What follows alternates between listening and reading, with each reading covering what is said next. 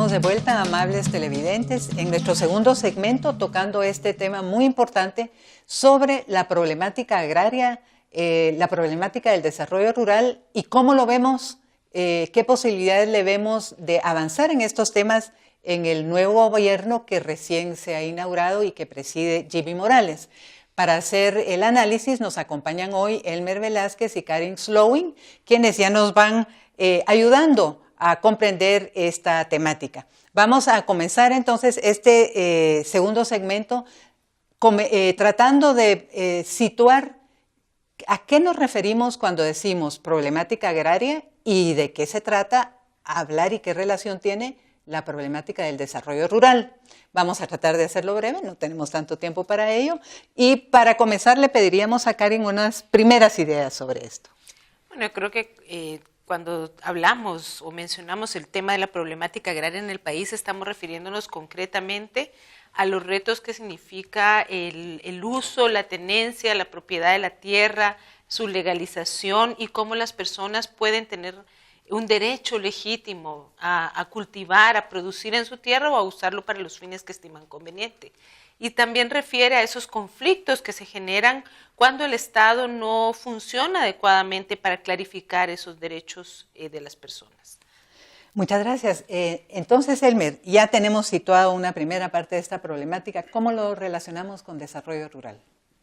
Bueno, desde nuestra perspectiva, digamos, el desarrollo rural tiene una visión que va mucho más allá de lo agrario, que ya mencionaba Karen, y de lo agrícola en estricto, es decir, de echar a producir la tierra y las relaciones de comercio que se dan sobre eso.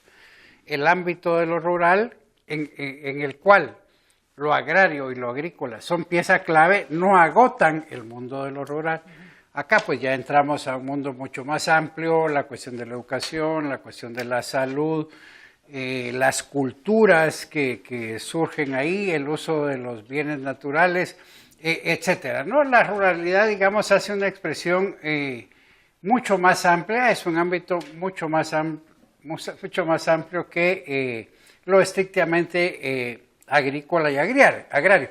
En Guatemala, a nuestro juicio, lo que sucede y por qué hay, digamos, tanto encono, por decirlo de alguna forma, cuando se habla de lo agrario, nosotros creemos dos razones. Una, porque lo agrario en este país es donde ha devenido la mayor riqueza y la mayor pobreza. Entonces hay ahí una contradicción latente.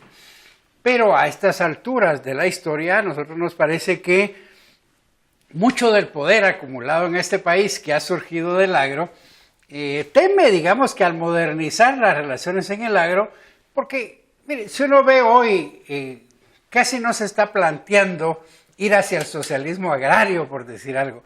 Los campesinos, hombres y mujeres, los indígenas, básicamente la demanda más fuerte es modernicemos el agro, vivamos todos de él de manera más justa, más igualitaria, trabajemos en el agro de tal forma que no se deteriore los bienes naturales ni el ambiente. Entonces, digamos, lo que nos parece es que ese encono está dado más por esas viejas relaciones de poder entre patrono y trabajador, para ponerlo así en ese símil, ¿no? Es el momento, creemos nosotros, siglo XXI, segunda década del siglo XXI, que el país pudiera enrumbarse hacia nuevas y mejores relaciones en el agro. Ahí el Estado pues juega un papel y creo que por eso este programa. Sí, esa es la razón de este programa, ¿verdad? Entender cómo esa problemática puede ir siendo entendida y resuelta, digamos, de alguna manera con el apoyo del Estado. Y en ese sentido, tal vez la próxima pregunta para Karen sería,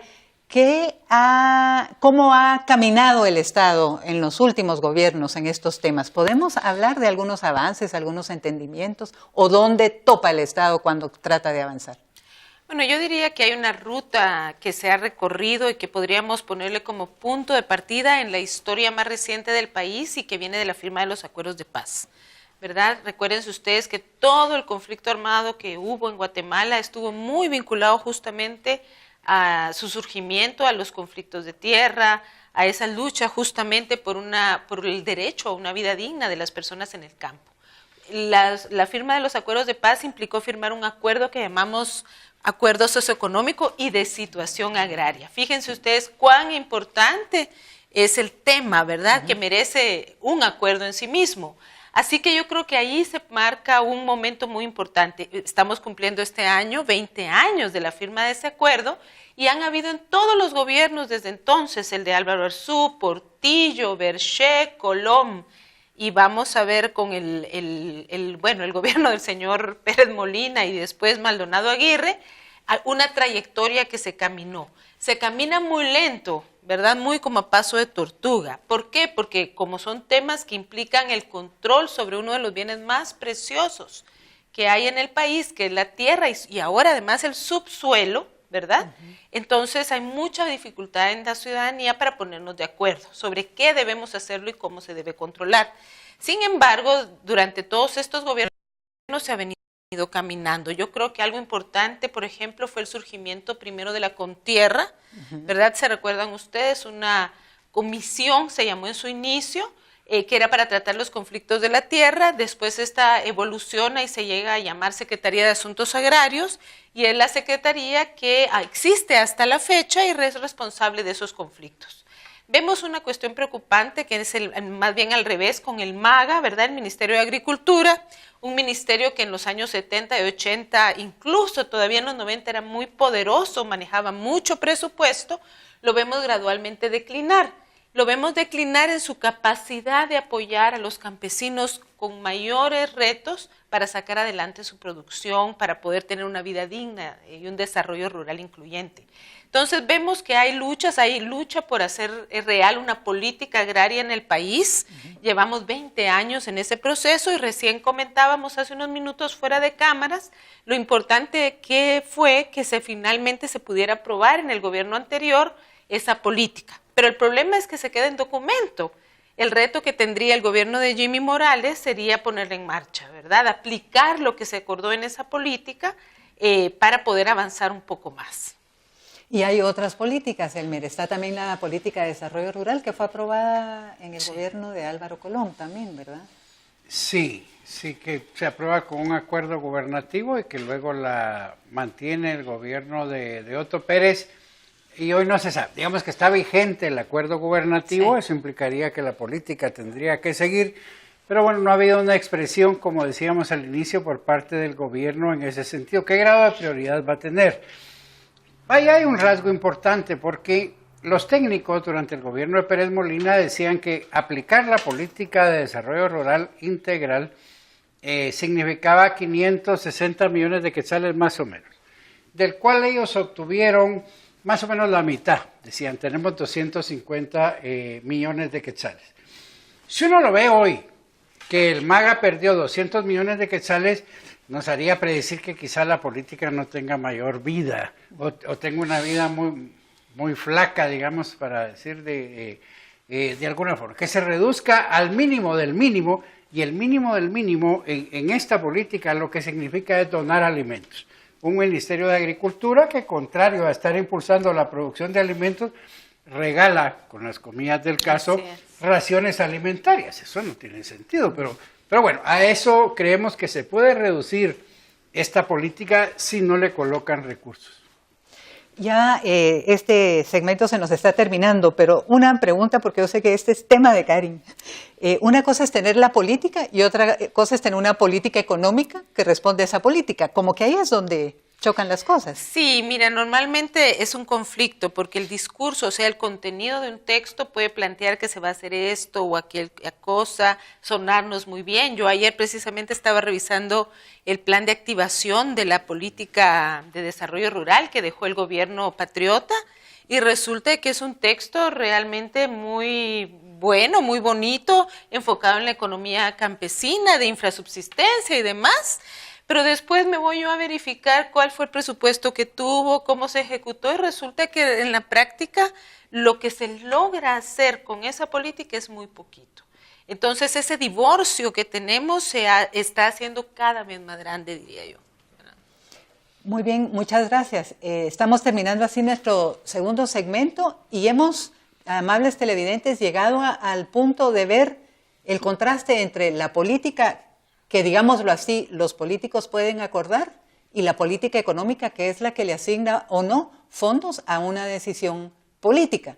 Ese es uno de los puntos donde los procesos de diálogo topan. No se le asigna fondos y es como que no hubiera habido diálogo. Vamos a cerrar aquí y regresamos en un tercer segmento para continuar con este tema. Muchas gracias.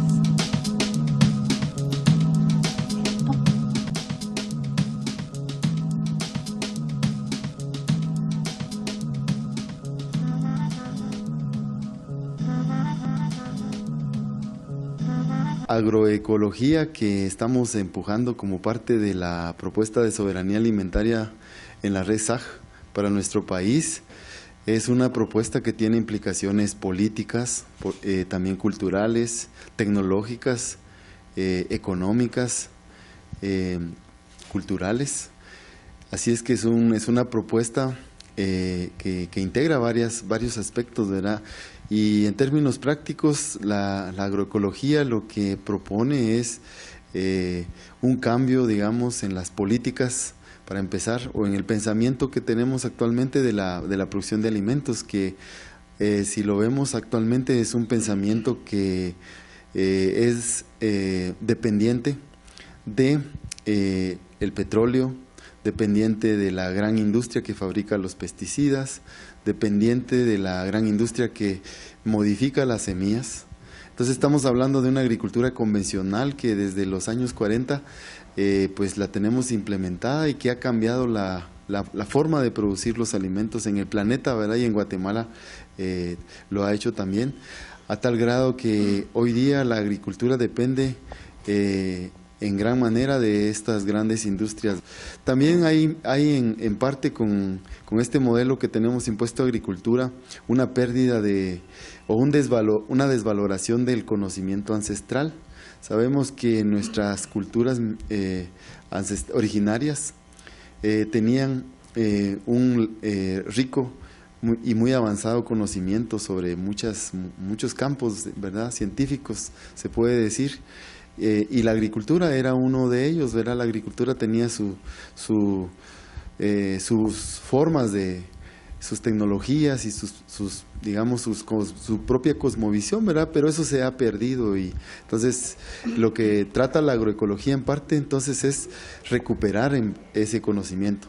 Reconocer la parte de la agricultura, ¿verdad? Que es un espacio bastante grande, a la cual, ¿verdad?, nosotros como campesinos nos tiramos al reto, ¿verdad? En primer lugar, tener una sostenibilidad especialmente desde nuestra madre tierra, la sostenibilidad desde la parte también de la economía, la sostenibilidad también desde la parte de la familia. Y cómo tener esa economía, ¿verdad?, que realmente pues a través desde la madre tierra podemos concebir nuestros alimentos, ¿verdad?, sin ninguna contaminación.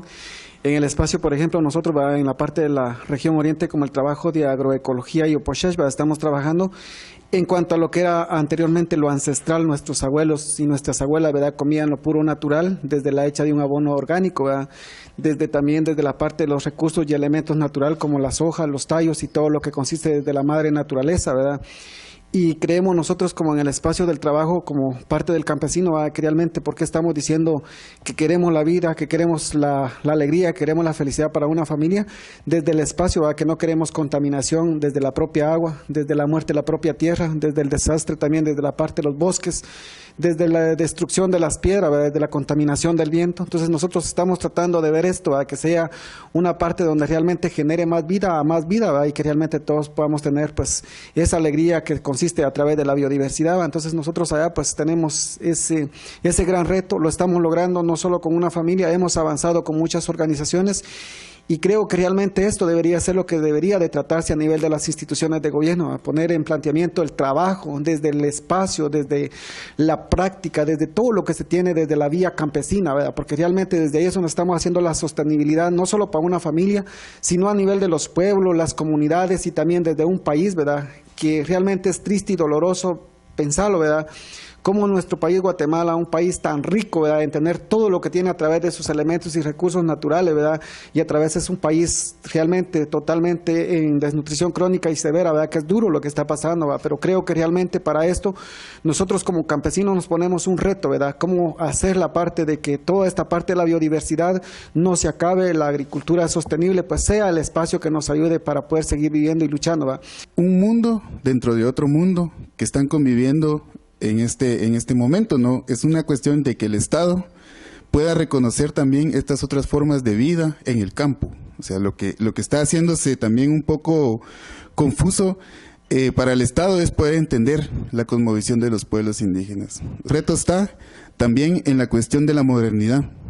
Cómo a través de biotecnologías modernas quieren sustituir la agroecología, estas prácticas ancestrales. También existen acuerdos internacionales, por ejemplo, el año pasado, más o menos en marzo, se dio el Seminario Internacional Latinoamericano de Agroecología en Brasil, donde se hizo en conjunto con FAO y CELAC. Entonces la CELAC asumió el compromiso de impulsar agroecología a nivel de todos los países de Latinoamérica. En esto se incluye Guatemala. Ahora, con los acuerdos que estuvieron en Ecuador, el presidente Jimmy Morales creo que también tendría que responder a este compromiso de que la CELAC pueda impulsar agroecología. Pero una agroecología desde la visión de los pueblos campesinos e indígenas, una agroecología integral, política, que reconoce la biodiversidad existente y no la quiere eliminar a través de propuestas como los transgénicos. Para garantizar soberanía alimentaria tiene que haber agroecología. No se puede garantizar soberanía alimentaria sin agroecología y no se puede hacer agroecología sin biodiversidad.